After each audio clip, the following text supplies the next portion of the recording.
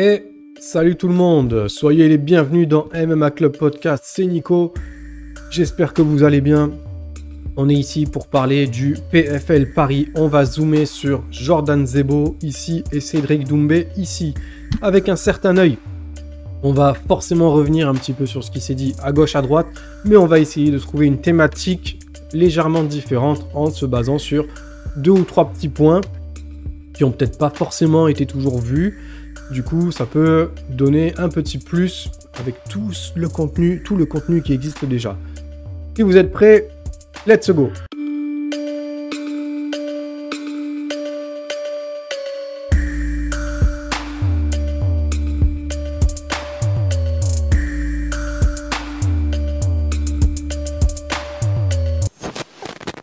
Avant tout, n'oubliez pas de vous abonner. Abonnez-vous, c'est très important pour la chaîne. Vous pouvez aussi souscrire à la chaîne pour 99 centimes par mois.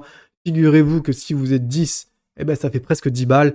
Et le jour où vous serez 100, eh ben, ça fera 100 balles. Donc, c'est toujours incroyable de se rendre compte de la capacité qu'on a quand on a du monde derrière soi. Donc, je vous remercie aussi d'ailleurs d'être là. C'est cool. Donc voilà, pour ceux qui veulent jouer le jeu, ça commence à 99 centimes. Après, il y a un petit palier à 2 €. Il y en a un à 10 € pour ceux qui veulent vraiment faire une dinguerie. Voilà, faites-vous plaisir. Others Nutrition, pour ceux qui veulent consommer une petite boisson post-workout vegan protéinée avec le code MMA Club 10 qui s'affiche à l'écran.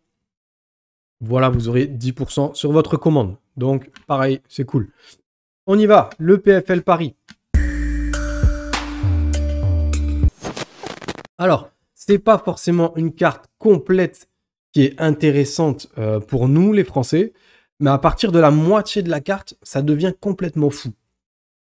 Alors, pour faire un bref résumé, on a Yazid Chouchan qui affronte Luigi Vendramini et c'est un petit bordel sur le papier. Je ne sais pas comment ce combat est passé sous les radars. Je trouve qu'il n'a pas été mis assez... je ne vais pas dire assez haut sur la carte, je le trouve bien placé. Par contre, je trouve qu'il est un petit peu sous-vendu. On va pas dire sous-coté, il est sous-vendu. Voilà. Donc, qu'est-ce que je voulais dire? Ils sont à 9-3 tous les deux. Pour ceux qui ne se rappellent pas, Yazid Chouchan devait combattre Damien Lapillus à Arès pour la ceinture, il n'y a pas si longtemps que ça. Quant à Luigi Vendramini, le Suisse-Brésilien d'origine italienne, sort de l'UFC après avoir perdu contre Faresiam, puis contre Paddy Pimblett. Il avait fait plutôt bonne figure contre les deux, d'ailleurs. Il avait gagné le dernier round contre Fares, ça avait été un petit peu chaud. Contre Paddy, il lui a fait faire l'ascenseur et il lui a fait vraiment la vie dure. Avant de prendre son KO ou son TKO, je ne sais plus. Mais quoi qu'il en soit, je vous dis que ce combat-là, ça va être le feu. Donc, allez-y, vraiment ne le ratez pas. Ensuite, il y a forcément le combat de Dakota Ditcheva, l'irrésistible combattante de la Manchester Top Team. Oui, je dis irrésistible, je n'ai pas du tout peur de parler français. Hein. Ensuite, on a le combat d'Anthony Salamone, qui est maintenant bien ancré au PFL. Il affrontera Jacob Nedo, ou Jacob Nedo, selon. Il est sur 6 victoires, dont une au PFL. C'est un solide combat du co-main event de la soirée. Ce qui signifie, et vous l'avez bien compris, que les 3 derniers combats de la soirée auront 3, voire 4, selon comment Doumbé se positionne, s'il est avec le drapeau du Cameroun ou de la France. Bref, c'est pas très important. Mais en tout cas, il y aura au moins un représentant français dans chaque combat. Et ça, c'est plutôt cool. Ensuite, on a Abdouragimov qui fera enfin ses débuts. Il a réussi à trouver un adversaire, voilà, en la personne de Wheelers. À ne pas confondre, je crois, hein, à ne pas confondre avec le Wheelers qu'il a déjà affronté pour, je crois que c'était une défaite au Brave, puis qui lui avait affronté donc Khamzat Chimaev, puis Abdul, ou dans l'inverse. C'est pas le même. C'est pas le même, donc voilà, c'est un autre Wheelers, donc attention, ne vous faites pas avoir. On verra ce que cet affrontement nous réserve. En tout cas, c'est une très belle surprise de retrouver Abdul. Sa pub J'ai la dalle m'a bien fait rire. Il est vraiment toujours aussi drôle, c'est incroyable. Mais voilà, on va revenir au point crucial de ce podcast, qui est aujourd'hui Cédric Doumbé et Jordan Zebo, et je vous propose d'y aller en plusieurs points qui me sont venus au fur et à mesure, avec ma petite voix malade. Mais c'est pas grave, on va y aller à fond ensemble. On est parti. Alors, on commence et on part du principe, tout de suite, première chose à dire, on part du principe que ce combat aura lieu en 3 rounds de 5 minutes. Je pense que c'est la première chose à dire. J'ai entendu par-ci par-là que certains ne savaient pas si c'était un 3 rounds, un 5 rounds, nanani, nanana. Je pense que c'est quand même quelque chose qu'il faut tout de suite mettre en lumière. La dynamique n'est pas la même, la dynamique des combattants, les game plans, etc., c'est pas la même. Là, on sait qu'on va avoir un premier round complètement axé sur la prise de distance, un deuxième round où ça va tout de suite rentrer dedans, et un troisième round, ça va être le final round. Donc, c'est pas du tout la même intensité que sur un 5 rounds où là, voilà, il y a les deux final rounds, il y a un round d'observation. Sur le 2 et le 3, on peut potentiellement en prendre un, en perdre un. Voilà, là, ça pardonne pas. Et ça va être plutôt drôle pour justement parce que Cédric n'est pas habitué à aller en termes de carrière MMA, il n'est pas habitué à dépasser le deuxième round. Donc voilà, je trouve que ça peut être très intéressant d'affronter un Jordan Zebo qui lui a montré qu'il avait un énorme cardio jusqu'à la fin. Mais on va y revenir. Alors, le premier argument qui est trop peu mentionné, c'est que Jordan Zebo était ancré dans le MMA amateur, notamment en équipe de France, donc, malgré quelques défaites. Mais c'est justement dans la défaite et en début de carrière en amateur, c'est justement ce qui t'aide à prendre ta carrière pro par le bon bout. Alors, je vais enlever mes bracelets parce qu'ils font du bruit quand je cogne sur la table. Donc, en pro, il est à 4-0. Mais c'est un énorme profil d'expérience pour Cédric Doumbé en MMA. Donc voilà, quand je dis que c'est un énorme profil d'expérience pour Cédric Doumbé, ça ne veut rien dire, parce que Cédric Doumbé a beaucoup plus d'expérience que Jordan Zebo. Sauf que là, on parle en MMA. J'ai bien dit en MMA. On va arrêter de parler de kickboxing ou de lutte isolée. On est en MMA, ça signifie qu'il y a des chaînes. Ça signifie que chaque maillon représente une discipline différente, avec une façon de se tenir, d'anticiper, de voir, de devenir parano sur les mouvements adverses. Et ces chaînes, elles se percutent, elles se rentrent dedans, elles se plient, elles se tordent, voilà. Et tout ça, en fait, tout ça, ça se mélange. Donc voilà, on n'est plus sur une seule discipline avec une garde, avec un... Non, voilà. Là, c'est vraiment la durée du combat, elle est différente, la distance, la garde. Donc voilà, tout ça, c'est à prendre en compte. Et à ce petit jeu, c'est Jordan Zebo qui a beaucoup plus d'expérience que Cédric Doumbé. Ça fait très bizarre à dire comme ça, mais il faut se le mettre dans la tête. Donc Cédric, il est aussi à 4-0, sans forcément avoir subi le même niveau d'adversité que son adversaire. Ça se discute, chacun il a son petit point de vue. Ce n'est pas rendre service à quelqu'un de faire une construction de carrière si celle-ci s'arrête brusquement pour un challenge, disons-le, complètement différent de ce que vous avez connu jusqu'ici. Et je ne blâme pas du tout le MMA-GP. Au contraire, j'ai déjà dit tout le bien que je pensais du matchmaking de Burillon, puis de Klimas. Ce que je veux dire par là, c'est qu'on passe de MMA-GP à main event du PFL pour une entrée dans un tournoi où il va sembler déjà beaucoup moins épargné. Là, il rentre directement dans la cage au lion. Voilà, c'est tout ce que ça sous-entendait. En fait, c'est pas que ça le sous-entend, c'est que je le dis tout simplement. Voilà, n'y voyez pas Au contraire, moi, le MMA-GP, je kiffe à mort. Je trouve que les matchmaking des cartes principales sont très très belles. En termes d'avantages, donc Doumbé, il aura son expérience globale, sa puissance de frappe mixée à sa précision, et bien sûr son aura. Il a une énorme confiance en lui. Il s'est mis la barre très haute, tout seul, en mettant le bouton pression sur le niveau maximum. Et on sait que ça le galvanise. C'est ce qui lui donne... Il peut pas dire « je suis le meilleur » s'il ne le prouve pas. Et ça, c'est très intéressant. Ça veut dire que la barre qu'il met haute publiquement, il se sent obligé de l'assumer. Donc c'est tout en son honneur. Ça doit être très très dur d'avoir d'être dans les épaules de Cédric Doumbé. Un dernier atout, et pas des moindres, il faut se lever vraiment très très tôt. Et encore, ça ne suffit pas pour le mettre KO. Pour moi, Jordan Zebo n'aura pas assez d'occasion de frapper Doumbé comme il a pu frapper Michael Marisardi pour le mettre au tapis. Voilà, Michael Marisardi, on sait qu'il a un menton en titane. Ça se dit ça? Oui, il a un menton en titane. Sauf que il encaisse beaucoup. Donc à un moment donné, c'est sûr que ça finit par craquer.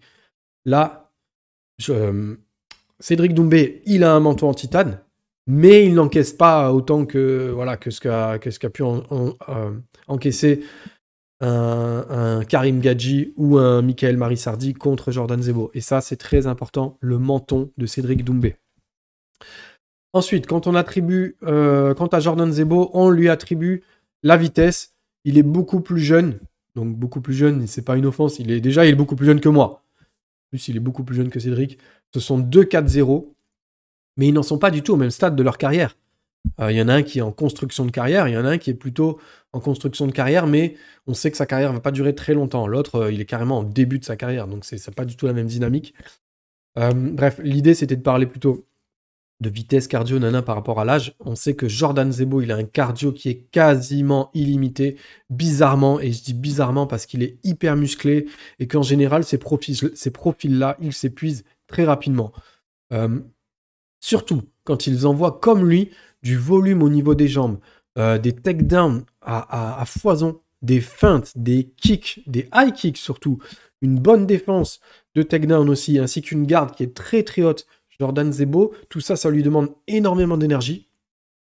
Et pourtant, il ne s'épuise pas à travers les rounds. On l'a vu, il peut passer 3 rounds à taper sur un sac de frappe sans broncher. C'est incroyable. Donc ça va être aussi une énigme à ce niveau-là de voir un cardio quasiment illimité avec quelqu'un qui ne fait qu'attaquer contre quelqu'un qui, on l'a vu, du côté de Cédric Doumbé, peut combattre en attaquant à reculons. On l'a vu le faire un petit peu contre Klimas, on l'a vu le faire un petit peu contre Florent Burillon, on l'a même vu le faire contre Title Shy, et ça se passe très très bien pour lui. Il a des contres dévastateurs. Donc voilà, on met là, ce que je voulais dire, c'est que Zebo aura aussi l'avantage donc de savoir mixer la lutte offensive et défensive, là où Doumbé semble effectivement avoir énormément progressé sur sa défense de lutte. Donc on sait que défendre un takedown, sprawler 4, 5, 6 fois, allez, je vais être généreux. Dans un seul round, ça peut épuiser énormément. Une des clés du combat se trouve ici. Vitesse, cardio. Voilà. Le deuxième point, c'est que Jordan Zebo a pris la confiance face à Karim Gadji. Alors, on va garder des proportions très mesurées. Hein, on va redescendre sur terre, que j'ai dit et tout. Mais là, on a vu que slam après slam, il était au taquet jusqu'à en péter la cage. On a vu le kickboxer qui n'a pas réussi du tout à exister durant ce combat.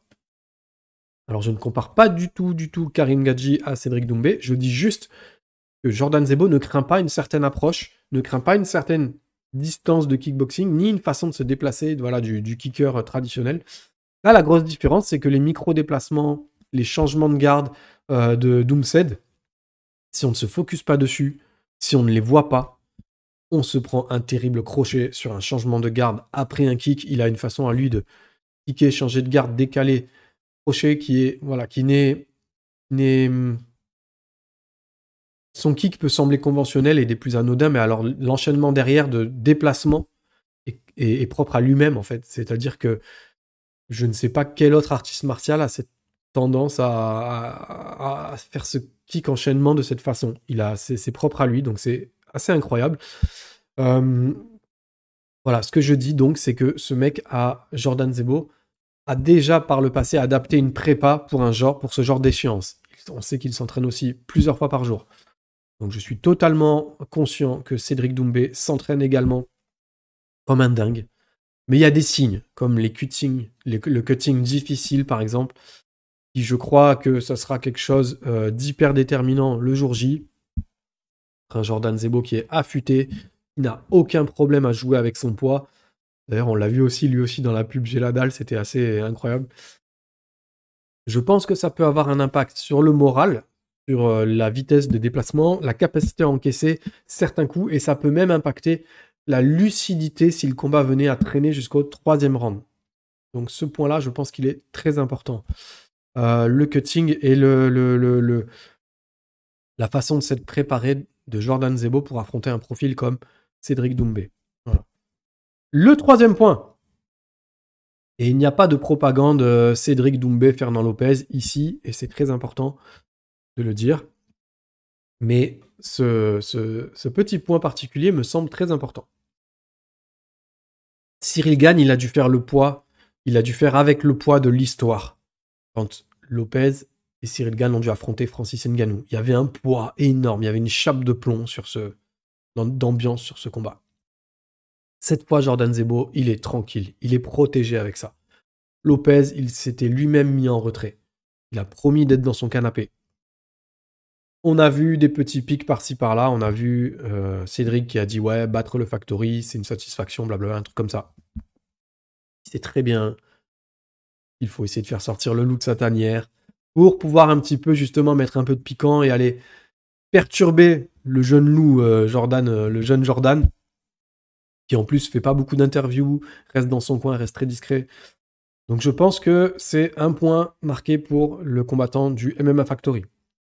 Ça va sûrement l'aider justement contre ce sacré bon trash talker de Cédric Doumbé, à avoir ce recul en permanence, à être distancé de tout ce qui est discours, machin et tout. Il va arriver à la Fight Week, il va être détaché. Il n'y a pas de problème. Il s'en fout, ça ne le concerne pas.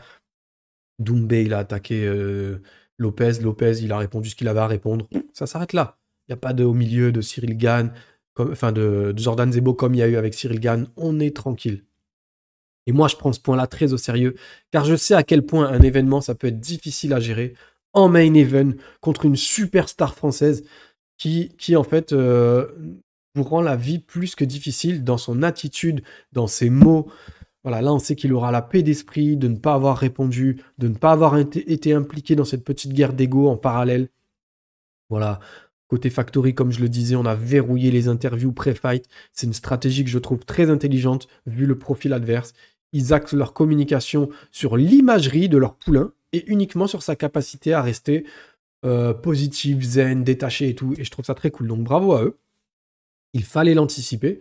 Et ça peut aussi compter. Je pense que c'est la manière dont Cédric amène la pression sur le terrain. C'est très bon pour lui. Et tant mieux pour lui.